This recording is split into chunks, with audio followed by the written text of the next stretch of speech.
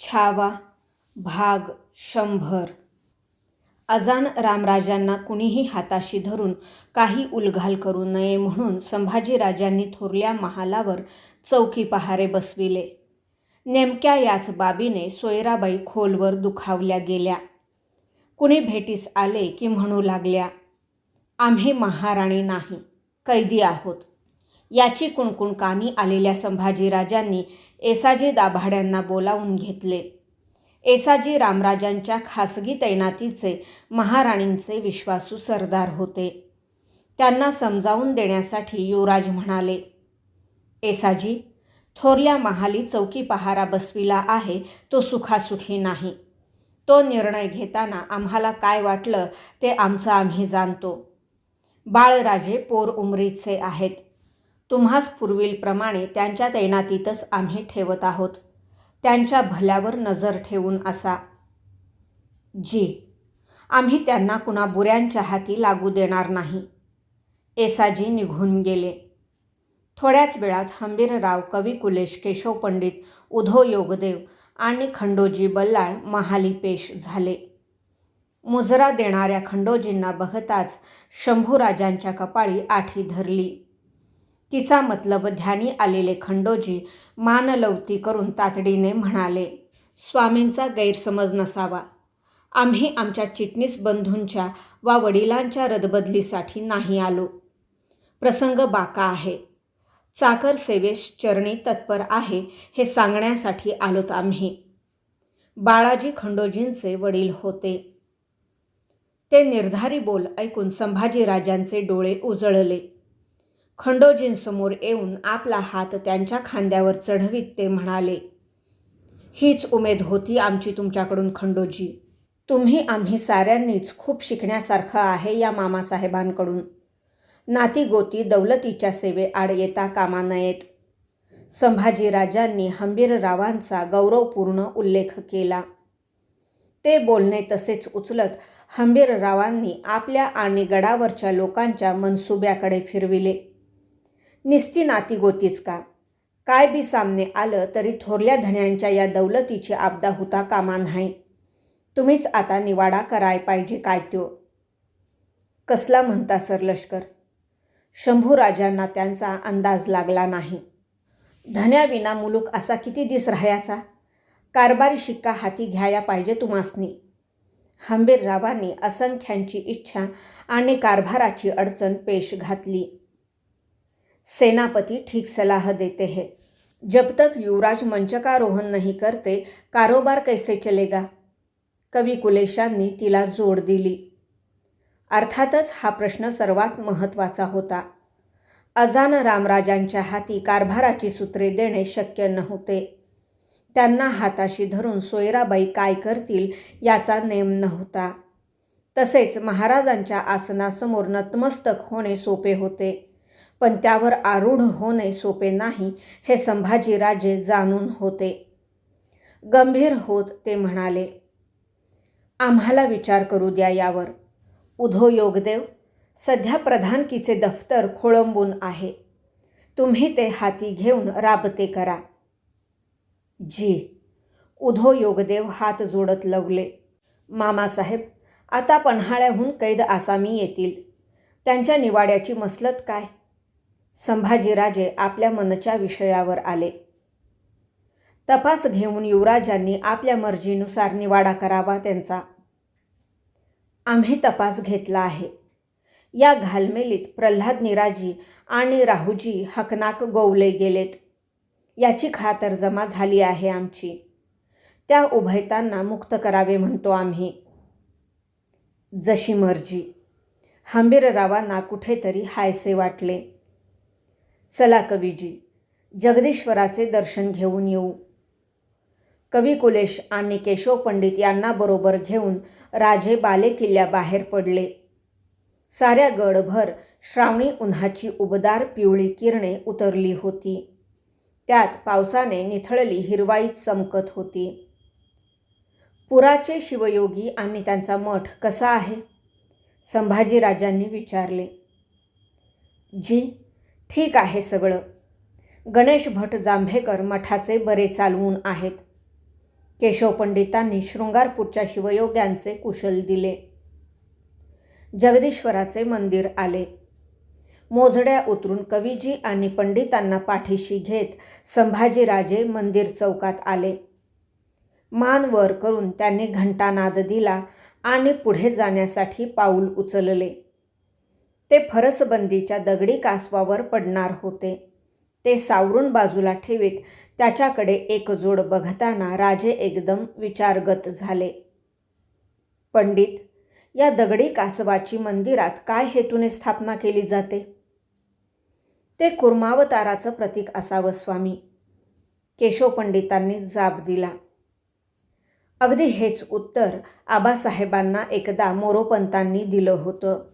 त्यावेळी स्वतःला वाटणारा या कासवाचा वेगळाच मतलब आबासाहेबांनी सांगितला होता. पंडित, कवीजी, आम्ही या हमचौकातील दगडी कासवासारखे आहोत. आमचे आबासाहेब त्या समोरच्या गाभाऱ्यातील देवमूर्तीसारखे आहेत. हे कासव कधीच गाभाऱ्यात जाऊ शकत नाही.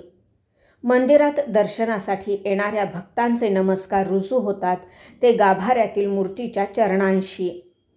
तेच योग्य. आणि जाणते अजाणतेपणी का असेना पाय पडतात ते या कासवाच्या पाठीवर. ते ऐकून केशव पंडित आणि कवीजी पुरते अस्वस्थ झाले. अर्थ न लावता येणारी गहरी वेदनाच वेदना राजांच्या डोळ्यात दाटून आलेली त्यांना स्पष्ट दिसू लागली.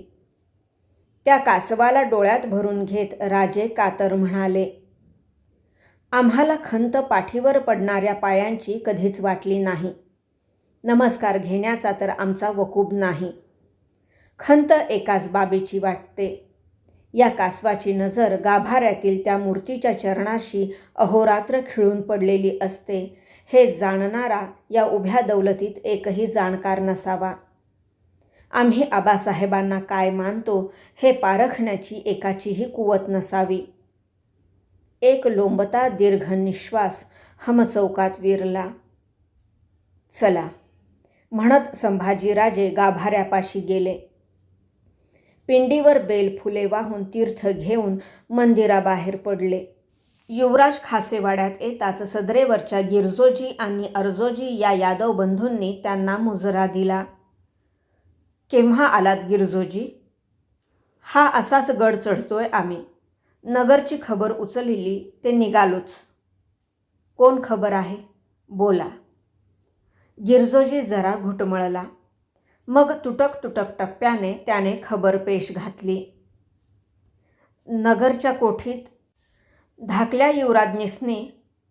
अंगभर शहारलेले संभाजीराजे ताडकन उठत म्हणाले, काय झालं त्यांचं? जी, तसा फटका दगा नाही, मुलगा झालाय. कवीजी आणि पंडित यांच्याकडे संभाजीराजे बघतच राहिले. त्यांची नजरच जणू विचारित होती. सांगा, आम्ही त्या दगडी कासवासारखेच नाही काय? किती पाय पडावेत या पाठीवर? आम्ही इकडे मंचकारोहणाची चर्चा करतो आहोत आणि आमचा अंकुर, आबासाहेबांचा नातू, तिकडे मोगली कैदेत नगरच्या कोठीत जन्म घेतो आहे. शास्त्री पंडितांनी मुकरर केलेला ललिता पंचमीचा मंचकारोहण दिवस उजाडला. विचारपूर्वक शंभूराजांनी मंचकारोहण करण्याचा निर्णय घेतला होता. सविध मंगलस्नान घेतलेले संभाजीराजे आबदागिरे, गुरझपदार, शास्त्री पंडित यांच्या मेळाव्यातून खाशा मार्गाने सिंहासन चौथऱ्यावर येताच मानकऱ्यांनी दाटला दरबार वाऱ्यावर लवत्या कुरणासारखा मुजऱ्यासाठी झुकला. आज प्रधानमंडळाच्या मानकरी सोनस्तंभाजवळ कुणीही उभे नव्हते, कारण हा राज्याभिषेक नव्हता. मंचकारूढ होऊन राज्यसूत्रे आपल्या हाती स्वीकारल्याचा तो केवळ रिवाजी विधी होता. मुहूर्तवेळी मंत्रघोषांच्या गजरात सिंहासनाला नम्र भावे वंदन करून त्याला चुकूनही पदस्पर्श होणार नाही याची दक्षता घेत संभाजीराजे राजआसंदीवर आरूढ झाले. क्षणमात्र त्यांचे त्यांनाच कळेना की आपल्या छातवानांकडे ठोके चढीला का पडावेत. उरात न कळणारी, पूर्वी कधीही न अनुभवलेली प्रचंड खळबळ का माजावी. कानशिले सणसणून का यावीत. पाठीच्या कण्यातून भवानीचा पाजळला पोत सरासर फिरतो आहे असे का वाटावे? गर्दन नागफण्यासारखी ताठ का व्हावी? नेहमी आगेमागे वावरणारी समोरच्या दरबारी चौकातील तीच हंबीरराव, आनंदराव, येसाजी काका, केशव पंडित, कवीजी, राघवपंत, खंडोजी ही माणसे त्यांना त्या राजसिंहासनावर बसताच एकदम आगळी वेगळी वाटू लागली. आपल्या शरीराचे हात पाय न्याहाळावेत तसेच ते दरबारातील मानकरी न्याहाळू लागले. वडीलधारे असले तरी हंबीरराव, येसाजी कंक ही माणसे त्यांना आता भवानीबाईसारखी अपत्यवत वाटू लागली. या आसनावरून म्हणूनच त्यांना कळून आले की हंबीरराव बोलताना वारंवार ओठांवरच्या मिशाखाली पालथी मूठ देतात. येसाजी कंकांचे पांढरे शुभ्र कानकल्ले मनचे बोलण्यापूर्वी थरथरतात. कवी कुलेश बोलताना मध्येच आपल्या हातांची सडक बोटे न्याहाळतात. खंडोजींची बाराबंदी छातीवर तुटेल एवढ्या तणावात असते. केशव पंडितांच्या कपाळीचा ठसठशीत गंधटिळा आठ्यांच्या घड्यांवर दुमडत जातो. रायाजी अंतोजी बोलताना कधी गर्दनच वर घेत नाहीत. सिंहासनाच्या सायवळ हाताला असलेला समतोल सोनतराजू दृष्टीस पडताच शंभूराजांना आपलेच समोरच्या दरबारात पेश झालेले आरोपित रूप क्षणभर दिसले. आज या क्षणी त्यांना पुरते कळून चुकले की केवळ आबासाहेब या आसनावर होते म्हणून आम्ही सलामत सुटलो त्यावेळी. सगळे विचार त्या तराजूच्या पारड्यात समतोल सोडून संभाजीराजांनी आपल्या दक्षिण हाताचा पंजा शांतपणे उठविला. समोर आलेल्या शिक्के करंडाच्या आणि कट्यारीच्या तबकाला राजा म्हणून स्वीकृतीचा हातस्पर्श दिला. राजदंडाचा मंत्र होईपर्यंत सोनेरी मत्स्यमोर्चेल हाती धरला. दरबारी मानकऱ्यांच्या मरातबी वस्त्रतबकांना ते हातस्पर्श देऊ लागले. रायगडच्या सलामी तोफांची कडकडती बत्ती भोवतीच्या टोपीकर, सिद्दी, फिरंगी आणि मोगल, इदल, कुतब या शाह्यांना जणू गरजून सांगू लागली. मराठी दौलतीचा शिव गेला तरी त्या आसनावर आता रुद्र आला आहे. सरलष्कर दख्खन सुभा कोकलखानानं आपले दात दाखवायला सुरुवात केली. अहिवंत गडावर अचानक हमला घातला त्यानं. आजच गडाच्या शामजी केशव दफ्तरदारांचा माणूस खानदेशातून आला. शिलेखाना, अंबारखाना, दारू कोठारे यांवर नजर टाकून परतणारे राजे हंबीररावांना म्हणाले. गडाचं काही? सेनापती चिंताक्रांत झाले. नाही, काही नाही झालं. गड पायरोव्यानं आहे. आपल्या किल्लेदारांनी निकरानं खान परतविला. शामजींना पत्र देऊन किल्लेदारांना मानवस्त्र पाठवायला पाहिजेत मामासाहेब. जी. दर्याकडची खांदेरी बेटावरनं एक वंगाळ खबर आले धनी. सिद्ध्याच्या मगरुरीचंच असणार. जी. आपला लई मोलाचा सारंग गेला. मायनाक भंडाऱ्याचा ल्योक. 300 आसामी घेऊन गेल्या पंधरवड्यापूर्वी शिद्याच्या उंदेरी बेटावरल्या जलकोटावर रातीचा त्यानं छापा घातला. काळोख गुडूप, जागा नवखी या गुणक छापा फसला त्याचा. 4 विसा माणूस अन मायनाकाचा ल्योक ह्यांची शिरं काटून मुजोर शिद्दी मुंबईला घेऊन गेला. ती धडा वेगळी शिरेच समोर उभी राहिल्याने हंबीररावांची घाटी दाटली. ती वार्ता ऐकून शंभूराजे सुन्न झाले. हाती आल्या तपशिलावरून त्यांना खंदेरी बेटावरच्या जलकोटाचे महत्त्व कळून चुकले होते. खंदेरी आणि उंदेरी ही मुंबईच्या घेरातील जवळजवळ असलेली मोक्याची बेटे होती. मोठ्या परिश्रमाने खंदेरी बेट कब्ज करून महाराजांनी त्यावर जलकोटाचे बांधकाम सुरू केले होते. जे महत्त्व दक्षिण कोकणात मालवणच्या सिंधुदुर्गला होते तेच खंदेरीला उत्तर किनारपट्टीत होते. या जलकोटामुळे मुंबई या मोक्याच्या दर्याठाणकावर जरब ठेवता येणार होती. हे खंदेरी 3 दर्यासत्तांच्या डोळ्यात खुपत होते. जंजिऱ्याच्या सिद्दी कासम, सुरतेचा मोगल सुभेदार आणि मुंबईचे टोपीकर. उंदेरी घशात घालण्याचा या 3ही सत्तांनी प्रयत्न केला होता. त्यात सिद्दी कासम कामयाब झाला होता. त्याने सुरतेच्या मोगली सुभेदाराशी संधान साधून मी इथं आहे म्हणजे तुम्हीच आहात या ढंगाने पावले टाकली होती. त्या सुभेदारांच्या मदतीने सिद्धी मुंबईच्या टोपीकरांनाही हवा तसा वाकवीत होता. दर्यावर चाचेगिरी करून मराठी किनारपट्टीचा मुलूख जाळून लुटून पाहिजे तेव्हा मुंबईचा आसरा घेत होता. टोपीकरांनाही पाहुण्याच्या काठीने साप मारायचा होता. जसा टोपीकर मोगल सिद्धी यांना खंदेरीचा जलदुर्ग सलत होता, तशी मराठी दौलतीलाही उंदेरीवरची सिद्ध्याची बसकन संधी साधेल तेव्हा बुडवायची होती. हे दर्यापटात घेण्यासाठी जुंपलेले खारट भांडण होते. चिवट सिद्धी, खवचट इंग्रज यांचे तिखट मराठ्यांशी जुंपलेले. सरलष्कर, मायनाकांना एक सांत्वनाचं पत्र द्या. त्यांना लिहा, तुमचे मूल गेले ते दौलतीच्या शिवपिंडीवरचे फूल गेले. आम्ही तुमचे बरे चालवू. सिद्ध्याच्या विचाराने राजे गुमान झाले. ते हबशी म्हणजे दौलतीच्या पदराला कुरतडणारा उंदीरच हाय. मिळल ते चाबाळतोय अन जंजिऱ्याच्या बिळात लपतोय. एक डाव नक्षा उतराय पाहिजे त्याचा. हंबीरराव चिडीने बोलले. होय मामासाहेब, आबासाहेबांना खूप तापदरा दिल्यात त्यानं ते आम्ही जाणून आहोत. एकदा मायनाक, दौलत खान, कान्होजी, गोविंदजी काटे या सारंगांना बोलावून घेणार आहोत आम्ही. सिद्ध्याची बसकन उखडल्याखेरीज दर्यासही कौल देता येणार नाही. बोलत बोलत महादरवाजात आलेल्या राजांना मुजरा देत चांगोजीने वर्दी पेश केली. पन्हाळ्याचं कैदी आल्यात गडावर. हंबीररावांकडे बघत राजे विचारगत झाले. काहीतरी मनोमन ठरवून त्यांनी आज्ञा केली. चांगोजी, त्यातील प्रल्हाद निराजी आणि राहूजींना मोकळे करून आमच्या भेटीला पाठवा. जी.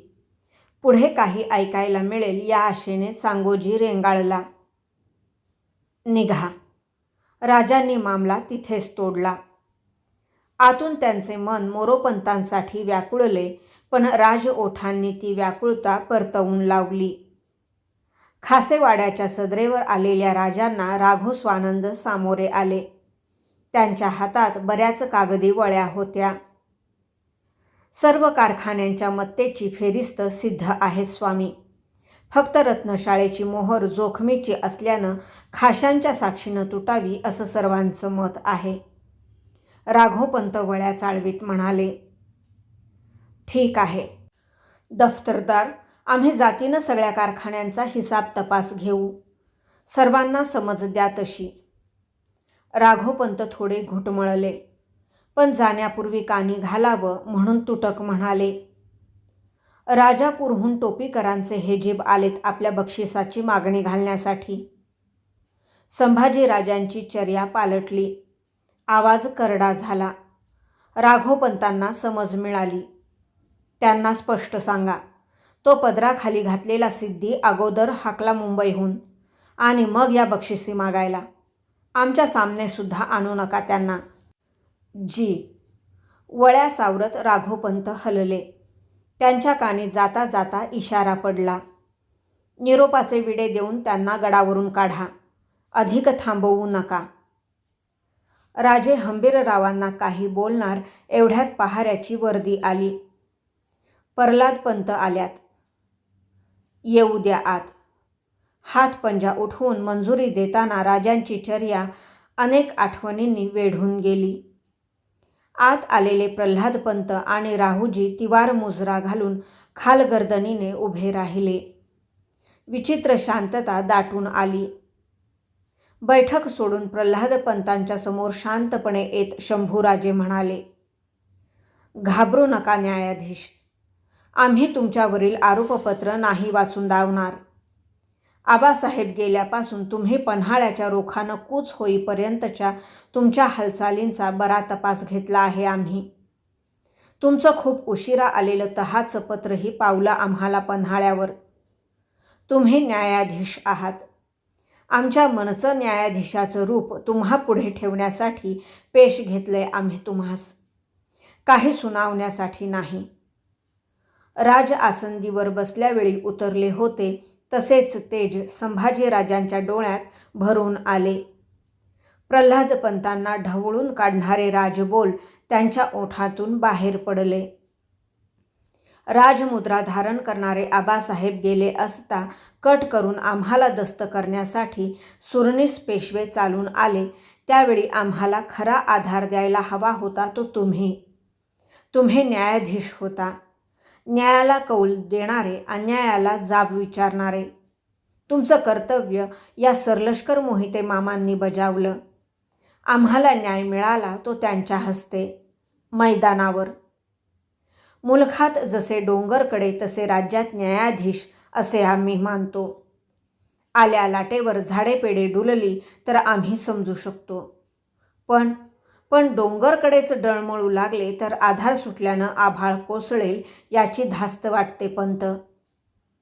न्यायाधीश एकवार न्यायाला कौल देणं साधलं नाही तरी चालेल, पण किमान पक्षी नकळत सुद्धा त्याच्या हस्ते अन्यायाची जोड कधी होता कामा नये. प्रल्हाद पंत, राहूजी, हंबीरराव सर्वांनाच वाटले प्रत्यक्ष महाराज तर समोर उभे राहून बोलत नाहीत ना. आपल्याच विचारात पाठीशी हात बांधून फेर घेणाऱ्या संभाजीराजांनी आपलं मन मोकळं केलं. पंत, ध्यानी ठेवा, प्रत्येक आसामीला 3 माँसाहेब असतात. एक जन्म देणारी नाळेची, दुसरी पोषण करून शेवटी ठाव देणारी पायतळीची धरती, आणि तिसरी त्याच्या जागत्या हयातीवर मिटल्या डोळ्यांनी जागती नजर ठेवणारी न्यायमाऊली. पहिलीचे डोळे ममतेनं भरलेले असतात, तिला ऐब दोष दिसत नाहीत. दुसरीला डोळेच नसतात, तिसरीला असलेले डोळे बंद करून घ्यावे लागतात. का तर हाती धरलेल्या न्यायतराजूच्या पारड्यात माप घालताना भावनेपोटी काही गफलत होऊ नये म्हणून.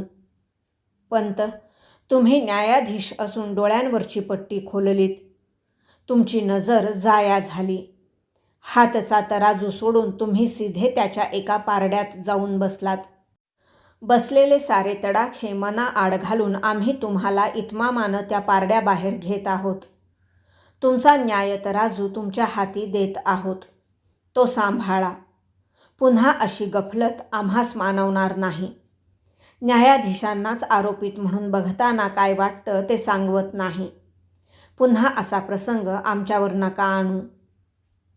प्रल्हाद पंतांच्या नेत्रकडा ओलावून आल्या होत्या. हात जोडून पगडी डोलवीत ते भरल्या मनी म्हणाले, स्वामी, क्षमा असावी. आम्हास पश्चाताप वाटतो झाल्या गैरबर्तावाचा. त्यांना पुढे बोलवेना. प्रल्हाद पंत, तुम्ही न्यायाधीश आहात याचीच ती निशाणी आहे. उद्यापासून तुमच्या अखत्यारीची सूत्रे ताब्यात घेऊन राबती करा. राहूजी, तुम्ही गडाचे सरकार कामावरचे सुभेदार आहात. राजे कोण आहेत याची दखल घेण्यापरीस राजधानी गोमटी कशी राहील याची दखल घेत चला. तुम्हीही तुमच्या सुभेदारी कामावर रुजू व्हा. जी. राहूजी आणि प्रल्हादपंत मुजरा देऊन जायला निघाले. कैलासवासी स्वामींच्या काळात असा प्रसंग कधी प्रल्हादपंतांवर आला नव्हता. तो आला असता तर. गलबलून गेलेले प्रल्हादपंत तसेच परतले आणि तरातरा चालत संभाजीराजांचे पाय शिवण्यासाठी लवू लागले. झटकन मागे हटत राजांनी त्यांना थोपविले. वर घेत त्यांना खांदा भेट देताना ते म्हणाले, पंत, खूप जोखीम आहे तुम्हा आम्हावर. आमच्या पाठीशी असा. समाधानाने प्रल्हाद निराजी निघून गेले. भारल्या हंबीररावांनीही निरोप घेतला. विचारगत राजे अंतःपुरातील दरुणी महालात आले. तिथे येसूबाईंनी दुहाती तोलून धरलेल्या भवानीबाईंच्या डुईवर धाराऊ सोनफुले मढविलेली कुंची चढवीत होती. आबा आबा करून झेपावणाऱ्या भवानीबाईंना राजांच्या हाती देताना येसूबाई म्हणाल्या, स्वारींना कळलं असेल धाकल्याबाईंना मुलगा झाला आहे. दुर्गाबाईंच्या आठवणीने ते दोन्ही जीव व्याकुळ झाले. भाग 100 समाप्त.